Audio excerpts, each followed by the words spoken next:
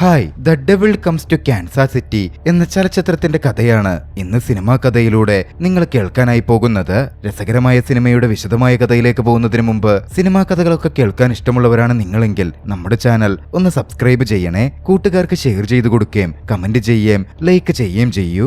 നമുക്ക് നേരെ കഥയിലേക്ക് കടക്കാം. കഥ ആരംഭിക്കുന്നത് ഒരു കൃഷിയിടത്തിൽ നിന്നുമാണ്. കൃത്യമായി പറഞ്ഞാൽ ഒരു കാറ്റിൽ ഫാം ആണ്. ഫാമിന്റെ ഉടമയും നടത്തിപ്പുകാരനുമായ പോൾ എന്ന യുവാവ് അന്നവിടുത്തെ ജോലിയൊക്കെ ഒരുവിധം ഒതുക്കി നേരെ വീട്ടിലേക്ക് തിരിക്കുകയായിരുന്നു. വീട്ടിലേക്കെത്തിയ അവനെ ഭാര്യ സേഡിയും മകൾ റബേക്കയും സന്തോഷത്തോടെ സ്വാഗതം ചെയ്തു. സേഡി ആ സമയത്തേക്ക് ഭക്ഷണമൊക്കെ കുക്ക് ചെയ്ത് വെച്ചിരുന്നു. അവരെല്ലാവരും ഒന്നിച്ചിരുന്ന് ഭക്ഷണം കഴിക്കാൻ തുടങ്ങി. ഭക്ഷണം കഴിച്ചുകൊണ്ടിരിക്കെ സേഡി ഒരു കാര്യം പറഞ്ഞു. കാൻസാസ് സിറ്റിയിൽ വെച്ച് വൈകിട്ടൊരു തിയേറ്റർ ഷോയുണ്ട്, അവൾക്കതിനെ പോയാൽ കൊള്ളാമെന്നുണ്ട്. പോളും കൂടെ വന്നാൽ നന്നായിരുന്നു എന്ന് അവൾ പറഞ്ഞു. പക്ഷേ പോളെന്ന് തനിക്ക് വരാൻ പറ്റില്ലെന്ന് പറഞ്ഞു.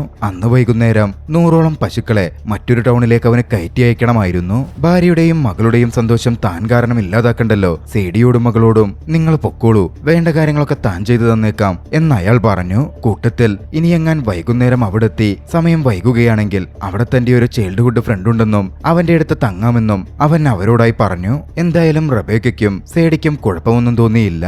അങ്ങനെ പോളിന്റെ വർക്കിലേക്ക് വിട്ട് സേഡിയും റബേക്കയും സിറ്റിയിലേക്ക് പോവാൻ തീരുമാനിച്ചു. അധികം വൈകാതെയാണ് അങ്ങോട്ടേക്ക് പോളിന്റെ കൂട്ടുകാരനും കോവർക്കറും കൂടിയായ ഐസക് വന്നത്. ജോലിയുടെ കാര്യത്തിന് സഹായത്തിനെത്തിയതാണ് ഐസക്. അതുകൊണ്ട് തന്നെ ഭക്ഷണമൊക്കെ കഴിച്ചു തീർത്ത് കുടുംബത്തോട് യാത്ര പറഞ്ഞ് ഐസക്കിനൊപ്പം പോൾ ഇറങ്ങി. പോകുന്നതിന് മുമ്പ് സേഫായി യാത്ര ചെയ്യണമെന്നും ഓരോ വിവരവും തന്നെ വിളിച്ച് പറയണം എന്നും പോൾ പ്രത്യേകം പറഞ്ഞിരുന്നു. അങ്ങനെ വൈകുന്നേരമായി. പോള് തന്റെ ജോലിയിലാണ്. മറുവശത്ത് റബേക്കയും സേഡിയും തയ്യാറായി സിറ്റിയിലേക്ക് പുറപ്പെട്ടു. കഥ അവിടെ നിന്നും കാൻസാസ് സിറ്റിയിലേക്ക് പോകുന്നു. അവിടുത്തെ മാഫിയ ബോസായ ക്ലേ എന്ന വ്യക്തിയെ നമ്മൾ പരിചയപ്പെടുന്നു. ക്ലേ എന്ന വലിയ രോഷത്തിലായിരുന്നു. സംഭവം എന്തെന്നാൽ ക്ലേയുടെ അന്നത്തെ ഒരു ജോലി പാളി. അവർ തട്ടിക്കൊണ്ടുവന്ന കുറേയധികം പെൺകുട്ടികൾ രക്ഷപ്പെട്ടു. മനുഷ്യക്കടത്തൊക്കെയായിരുന്നു ക്ലേ ചെയ്തിരുന്നത്. അതിന് കാരണമായ തന്റെ ഒരു എംപ്ലോയിയെ ഒട്ടും മടിക്കാതെ ക്ലേ അന്ന് വെടിവെച്ചു കൊന്നു. പിന്നാലെ തന്റെ പ്രധാന കയ്യാളായ മാസിനെ വിളിച്ച് രക്ഷപ്പെട്ടു പോയ പെൺകുട്ടികൾക്ക് പകരം മറ്റ് പെൺകുട്ടികളെ അറേഞ്ച് ചെയ്യാൻ ക്ലേ ഉത്തരവിട്ടു. പിന്നാലെ ക്ലേ അടുത്ത മുറിയിലേക്ക് ചെന്നു. തന്റെ അഡ്വൈസർ കൂടിയായ സ്കീമിനടുക്കൽ തങ്ങളുടെ ക്രിമിനൽ നെറ്റ്വർക്ക് ഗ്രോ ചെയ്യുന്നതിനെ പറ്റി ക്ലേ സംസാരിച്ചു. ഇതേ സമയം മറുവശത്ത് പോളാകട്ടെ തന്റെ അച്ഛൻ റിച്ചാർഡിന്റെ അടുത്തേക്ക് ചെല്ലുകയായിരുന്നു. റിച്ചാർഡിന്റെ കയ്യിൽ കുറെ ട്രക്കുകളുണ്ട്. പശുക്കളെ കയറ്റി അയക്കണമല്ലോ. അതിന് ക്ലേയുടെ പക്കലുള്ള ട്രക്കുകൾ തികയുമായിരുന്നില്ല. അത് ചോദിച്ചിട്ടായിരുന്നു പോൾ എത്തിയത്. പോളിന്റെ അച്ഛൻ റിച്ചാർഡ് പോളിനെ വിളിച്ച് ലിവിംഗ് റൂമിൽ ഇരുത്തി. അയാള് ഫുട്ബോൾ കാണുകയായിരുന്നു. പോളിനോടും കൂടെ കൂടാൻ പറഞ്ഞു. അധികം വൈകാതെയായിരുന്നു പോളിന്റെ ഫോൺ ശബ്ദിച്ചത്. വീഡിയോ കോൾ ആയിരുന്നു. റബേക്കയാണ് വിളിക്കുന്നത്. തങ്ങൾ ഏറെക്കുറെ തിയേറ്ററിന്റെ പാർക്കിംഗ് ലോട്ടിലേക്ക് എത്തിച്ചേരാൻ പോകുന്നു എന്ന കാര്യം റബേക്ക സന്തോഷത്തോടെ പോളിനോട് പറയുന്നുണ്ട്. സൂക്ഷിച്ചു പോകണമെന്നും കെയർഫുൾ ആയിരിക്കണം എന്നും പോൾ നിരന്തരം അവരോട് പറയുന്നുണ്ടായിരുന്നു. അധികം വൈകാതെ അവർ പാർക്കിംഗ് ലോട്ടിലെത്തി കാർ പാർക്ക് ചെയ്തു. റബേക്ക അപ്പോഴും പോളുമായി വീഡിയോ കോളിലാണ്. പക്ഷെ അധികം വൈകുന്നതിന് മുമ്പേ അവർ കരിക്കിലേക്ക് രണ്ടുപേർ നടന്നു വന്നു. അതിലൊരാൾ മാസും മറ്റൊരാൾ ക്ലേയുടെ ഗുണ്ടയുമായിരുന്നു. റബേക്കയെ പിടികൂടലായിരുന്നു അവരുടെ ലക്ഷ്യം. സേഡി പ്രതികരിക്കാൻ ശ്രമിച്ചെങ്കിലും സേഡി അവർ ബലമായി പിടിച്ചു നിർത്തി. ഇതേസമയം വീഡിയോ കോളിലായിരുന്ന പോളാകട്ടെ തന്റെ മുമ്പിൽ നടക്കുന്ന കാഴ്ചകൾ കണ്ട് അക്ഷരാർത്ഥത്തിൽ ഞെട്ടുന്നുണ്ട്. പോളിന്റെ ശബ്ദവും മറ്റും കേട്ട് റിച്ചാർഡ് പുറത്തേക്ക് വന്നു. തന്നെ പിടിച്ചു നിർത്തിയ ഗുണ്ടയെ ഇടിച്ചിടാൻ സേഡി ശ്രമം ആരംഭിച്ചു. പക്ഷേ മാസ് ഒട്ടും മടിച്ചില്ല. മാസ് സേഡിയെ വെടിവെച്ചു കൊന്നു. തന്റെ കൺമുമ്പിൽ തന്റെ അമ്മ കൊല്ലപ്പെടുന്നത് കണ്ട് റബേക്ക ഞെട്ടിത്തെറിച്ചു പോയിരുന്നു. വീഡിയോ കോളിലൂടെ അത് കണ്ട പോളാണെങ്കിലും ആകെ തകർന്നുപോയി. തന്റെ മകൾ തട്ടിക്കൊണ്ടുപോകപ്പെടുന്നതും പോള് കണ്ടിരുന്നു. പോള് തകർന്നു വീണ് കരയാൻ തുടങ്ങി. റിച്ചാർഡ് അപ്പോഴേക്കും അങ്ങോട്ടേക്ക് എത്തിയിരുന്നു. കാര്യങ്ങൾ പോളിൽ നിന്ന് അയാൾ ചോദിച്ചു മനസ്സിലാക്കി. ഇത് കരഞ്ഞുകൊണ്ടിരിക്കാനുള്ള സമയമല്ലെന്നും എന്തെങ്കിലും പ്രവർത്തിക്കുന്നുണ്ടെങ്കിൽ ഉടനടി ഉണർന്ന് പ്രവർത്തിക്കണം എന്നും റിച്ചാർഡ് പറഞ്ഞു. നേരെ വീട്ടിലേക്ക് പോയി ആയുധങ്ങളെടുത്ത് തയ്യാറാവാനും മകളെ തട്ടിക്കൊണ്ടുപോയവരെ ട്രാക്ക് ചെയ്ത് വകവരുത്താനും റിച്ചാർഡ് മകനോട് പറഞ്ഞു. ആ ഒരു സമയത്താണ് കാര്യങ്ങൾ വ്യക്തമാകുന്നത്. റിച്ചാർഡും പോളും എല്ലാം മുൻകാലം മെഴ്സണറീസ് അഥവാ പട്ടാളക്കാരായിരുന്നുവെന്ന്. ഗവൺമെന്റിനു വേണ്ടി ജീവൻ പോലും പണയം വെക്കുന്ന പല മിഷൻസിലും അവർ പങ്കെടുത്തിട്ടൊക്കെയുണ്ട്. റിച്ചാർഡിന്റെ വാക്കുകൾ കേട്ടതും പോൾ പിന്നീട് ചിന്തിച്ചു നിന്നില്ല. വേഗം വീട്ടിലേക്ക് പുറപ്പെട്ടു. തന്റെ ആയുധങ്ങളെടുത്ത് തയ്യാറായി. ഇതേസമയം മറുവശത്ത് റിച്ചാർഡ് ആണെങ്കിൽ പോളിന്റെ ഏറ്റവും അടുത്ത 2 സുഹൃത്തുക്കളോട് വീട്ടിലേക്ക് വരാൻ ആവശ്യപ്പെട്ടിരുന്നു. 10 മിനിറ്റിനുള്ളിൽ ഐസക്കും ബോവനും എത്തി. അവരും പണ്ട് പട്ടാളത്തിൽ വർക്ക് ചെയ്തിട്ടുള്ളതാണ്.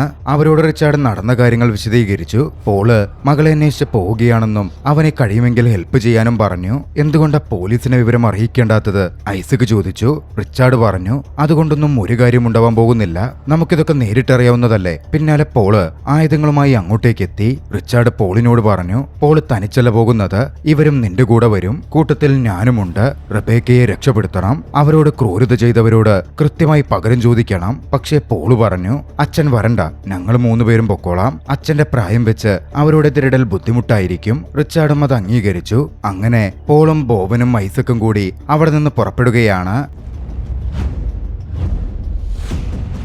അവരുടെ ജീവിതത്തിലെ വലിയ മാറ്റത്തിന്റെ തുടക്കമായിരുന്നു അത്. അത്രനാളും കൃഷിയും മറ്റുമായി ജീവിച്ച അവർ കാൻസാസ് എന്ന നഗരത്തിലേക്ക് എത്തുന്നു. ഇതേസമയം കാൻസാസ് നഗരത്തിൽ ക്ലേയുടെ 2 ഗുണ്ടകൾ സേഡിയുടെ ബോഡി ആർക്കും തെളിവൊന്നും കിട്ടാത്ത രീതിയിൽ ഒരിടത്തേക്ക് മാറ്റിക്കൊണ്ടിരിക്കുകയായിരുന്നു. മറുവശത്ത് മാസാകട്ടെ റബേക്കയെ പിടികൂടി അവിടുത്തെ ഒറ്റപ്പെട്ട ഒരു മുറിയിലേക്ക് എത്തിച്ചു. അവിടെ അതിനോടകം മറ്റൊരു പെൺകുട്ടിയെയും പിടിച്ചുകൊണ്ടുവന്നിട്ടിരുന്നു. ലോറിൻ എന്നായിരുന്നു അവളുടെ പേര്. റബേക്ക എത്രമാത്രം യങ്ങാണെന്ന് കണ്ട് റബേക്കയുടെ ലോറിന് വല്ലാത്ത സങ്കടം തോന്നി. മറുവശത്ത് യാത്ര ചെയ്ത് പോളും സംഘവും കാൻസാസ് സിറ്റിയിലേക്ക് എത്തിയിരുന്നു. പോൾ ആദ്യം പോയത് താൻ വീഡിയോ കോളിൽ കണ്ട് തന്റെ ഭാര്യ കൊല്ലപ്പെട്ട മകൾ തട്ടിക്കൊണ്ടുപോകപ്പെട്ട തിയേറ്റർ പരിസരത്തേക്കായിരുന്നു. അവിടുത്തെ സാഹചര്യങ്ങൾ പോൾ പരിശോധിച്ചു. പഴയ ഓർമ്മകൾ പോളിന്റെ ഉള്ളിലേക്ക് ഓടിയെത്തി. സേഡി വെടിവെച്ചു കൊല്ലപ്പെട്ടതും മകൾ വലിച്ചിഴച്ച് അവിടെ നിന്ന് കൊണ്ടുപോകപ്പെട്ടതുമായ ഓർമ്മകൾ. ആ സമയമാണ് അവിടെയുള്ള കോമാളി വേഷം കിട്ടിയ ഒരാളെ പോൾ കാണുന്നത്. പോള് അയാളുടെ അടുത്തു ചെന്ന് അവിടെ നടന്നത് വല്ലതും അയാൾ കണ്ടിരുന്നോ എന്ന മട്ടിൽ ചോദിക്കുകയാണ്. പക്ഷേ കോമാളി വേഷം ധരിച്ച ആ മനുഷ്യൻ പോളിൽ നിന്ന് ആദ്യം പണം കവരാനായിരുന്നു നോക്കിയത്. ദേഷ്യം വന്ന പോൾ ആ കോമാളിയെ തല്ലാൻ തുടങ്ങി. ഒടുവിൽ ഭയന്ന ആ കോമാളി താൻ കണ്ട കാര്യങ്ങൾ അവരോടായി പറഞ്ഞു. അങ്ങനെ ആ കോമാളിയുടെ സഹായത്തോടെ സേഡിയുടെ കാർ അവർ കണ്ടെത്തി. പിന്നാലെ കൂടിയുള്ളവരോട് എന്തെങ്കിലും ക്ലൂ കിട്ടുമോ എന്ന് അന്വേഷിക്കൂ എന്ന് പറഞ്ഞുവിട്ട ശേഷം പോൾ അവിടെ ഇറങ്ങി സേഡിയുടെ കാർ പരിശോധിക്കാനും മറ്റും ആരംഭിച്ചു. ആ സമയമാണ് അവിടെ മ്യൂസീഷ്യനായി നിൽക്കുന്ന തന്റെ സുഹൃത്തിനെ പോൾ കാണുന്നത്. അവനോട് പോൾ കാര്യങ്ങൾ സംസാരിച്ചു. അധികം വൈകാതെ അങ്ങോട്ടേക്ക് മേസും ഒരു കയ്യാളും കടന്നു വരുന്നത് പോൾ നോക്കിക്കണ്ടു. മേസിനെ കണ്ടതും പോൾ തിരിച്ചറിഞ്ഞിരുന്നു. മറ്റു പെൺകുട്ടികളെ കിട്ടുമോ എന്നറിയാൻ വേണ്ടി അവർ ഇറങ്ങിയതായിരുന്നു. പോൾ അവർക്ക് നേരെ അലറി വിളിച്ചതും അവർ അലർട്ടായി ഓടാൻ തുടങ്ങി. പോൾ ഒട്ടും മടിച്ചില്ല, വെടിയുതിർത്തു. മേസിന്റെ പാർട്ട്ണർ വെടിയേറ്റു വീണു. പോളിന്റെ അടുക്കൽ നിന്ന് രക്ഷപ്പെടാൻ മേസിന് സാധിച്ചിരുന്നു. തൊട്ടു പിന്നാലെ ബോവനും ഐസക്കും അങ്ങോട്ടേക്ക് എത്തി. അവർ ആ പാർട്ട്ണറെ പൊക്കിയെടുത്ത് വണ്ടിയിൽ കയറ്റി. അവർ അവനുമായി നേരെ പോയത് അടുത്തുള്ള ഒരു ഒറ്റപ്പെട്ട വെയർഹൌസിലേക്കായിരുന്നു. അവിടെ എത്തിയപ്പോഴാണ് പോൾ അവന്റെ മുഖം നേരിട്ട് കാണുന്നത്. സേഡിയെ ബലമായി പിടിച്ചുവെച്ചവൻ അവനെ ആക്രമിച്ചപ്പോഴായിരുന്നു സേഡി കൊല്ലപ്പെട്ടത്. പോളിന്റെ ഉള്ളിൽ രോഷം ആളിക്കത്താൻ തുടങ്ങി. പ്രതികാര ബുദ്ധി ആളിക്കത്തിയ പോൾ ഒട്ടും മടിച്ചില്ല.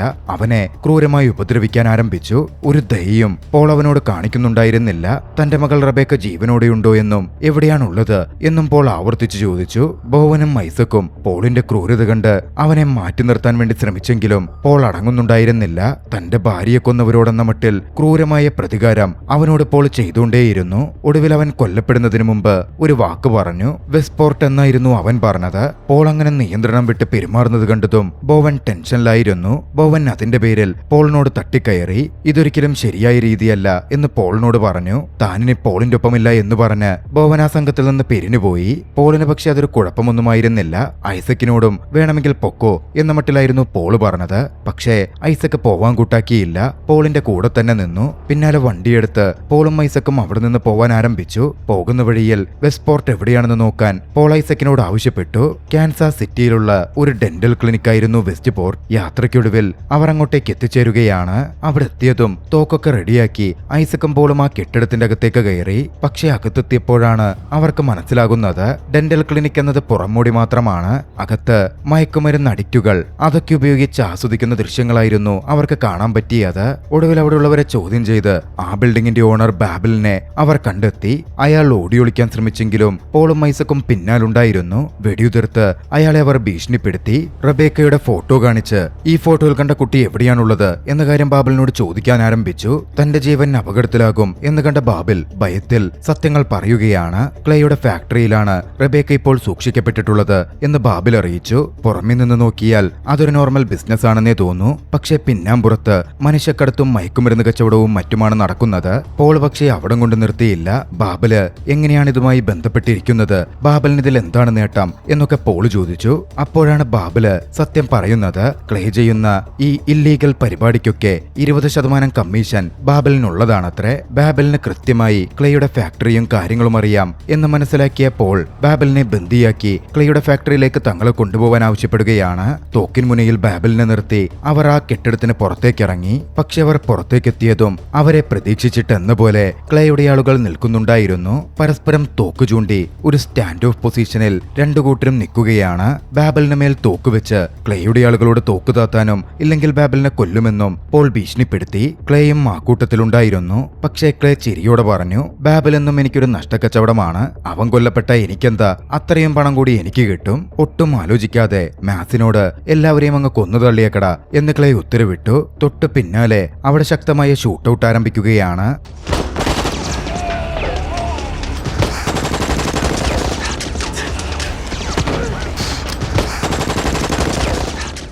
വെടിയേറ്റ് ബാബിൽ കൊല്ലപ്പെട്ടു. പോൾ ഒരു തരത്തിൽ ഒഴിഞ്ഞുമാറി. ശക്തമായി നടന്ന ആ ഷൂട്ടൌട്ടിൽ ഐസക്കും കൊല്ലപ്പെട്ടിരുന്നു. വെടിയേറ്റ് പോളും ബോധരഹിതനായി വീണു. അത് കണ്ട ക്ലേ മാസിനോട് പറഞ്ഞു, പോളിനെ ഇവിടെ വെച്ച് തീർക്കണ്ട, അവനെ പൊക്കിയെടുത്ത് നമ്മുടെ ബേസിലേക്ക് കൊണ്ടുപോരെ, എന്നിട്ട് കണക്കിന് കൊടുത്തിട്ട് അങ്ങ് തീർത്തേരെ. വൈകാതെ അവരുടെ ഹൈഡൌട്ടിലേക്ക് പോളുമായി ക്ലേയുടെ രണ്ടാളുകൾ എത്തി. കാറിൽ നിന്ന് പോളിനെ അവർ പുറത്തേക്കിറക്കാൻ ആരംഭിക്കുമ്പോഴേക്കും അങ്ങോട്ടേക്കൊരു മ്യൂസീഷ്യൻ കടന്നു വന്നിരുന്നു. പോളിന്റെ സുഹൃത്തായിരുന്നു അവൻ. കയ്യിൽ ഗിത്താർ എന്ന് തോന്നിക്കുന്ന ഗിത്താർ രൂപത്തിലുള്ള ഗണ്ണുപയോഗിച്ച് അവിടെ ഉണ്ടായിരുന്നവരെയൊക്കെയും അവൻ വെടിവെച്ചു കൊന്നു.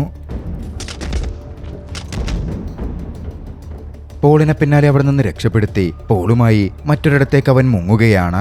അടുത്ത ദിവസം ബോധം തെളിയുമ്പോൾ പോൾ ഒരു ചെറിയ വീട്ടിലായിരുന്നു. മുറിവിലൊക്കെ ടേപ്പ് ഒട്ടിച്ചിട്ടുണ്ട്. ആരാണ് തന്നെ രക്ഷിച്ചത് എന്ന് പോളിനൊരു പിടുത്തവും കിട്ടുന്നുണ്ടായിരുന്നില്ല. പോൾ ആ ചെറിയ വീടിന്റെ പുറത്തേക്ക് ഇറങ്ങി വന്നു. പോളും മുറ്റത്തെത്തി നോക്കിയപ്പോ അവിടെ അതാ റാൻഡൽ ഇരിക്കുന്നു. പോളിന്റെ ചൈൽഡ്ഹുഡ് ഫ്രണ്ടായിരുന്നു അവൻ. റാൻഡലിന്റെ കാര്യമായിരുന്നു റെബേക്കയും സേഡിയും സിറ്റിയിലേക്ക് പോയപ്പോ പോള് പറഞ്ഞത്.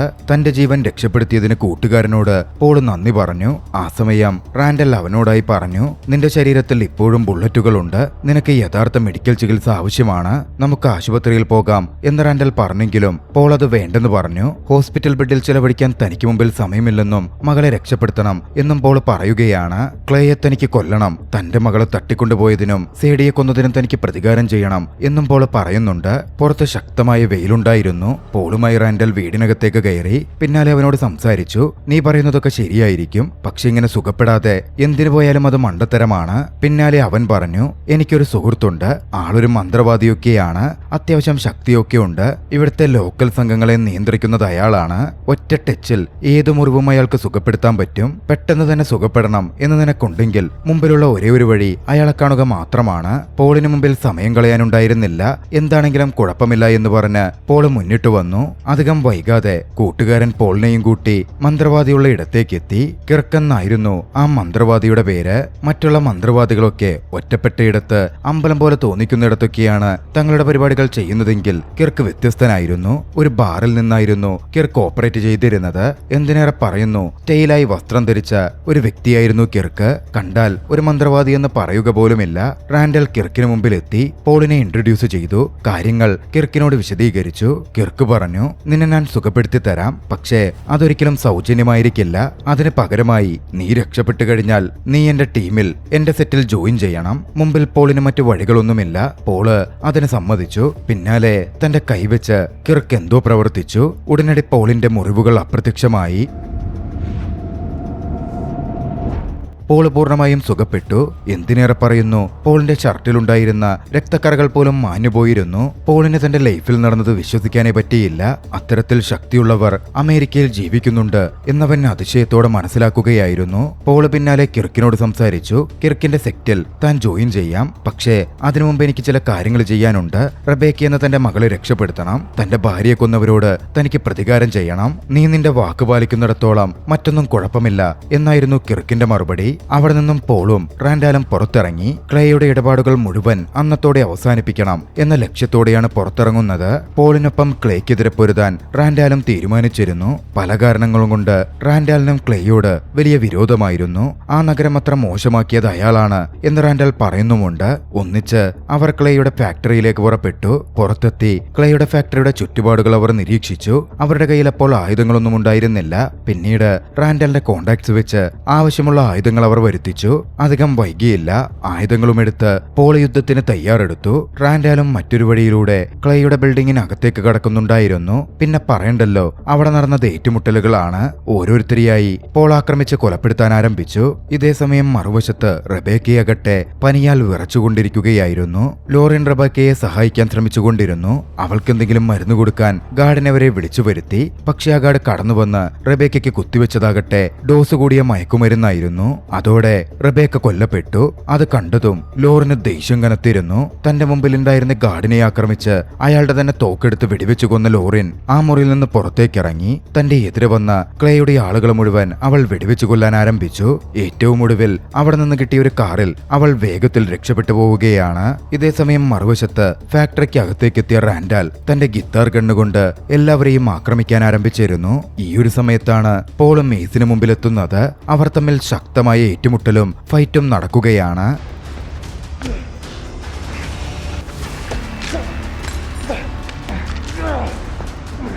ഏറ്റവും ഒടുവിൽ കത്തികൊണ്ട് ആക്രമിച്ച് മേസിനെ പോൾ വകവരുത്തി. പോൾ അവിടെ നിന്നും ക്ലേയുടെ ഓഫീസിലേക്ക് കടന്നു. പക്ഷെ അവിടെ ക്ലേ ഉണ്ടായിരുന്നില്ല.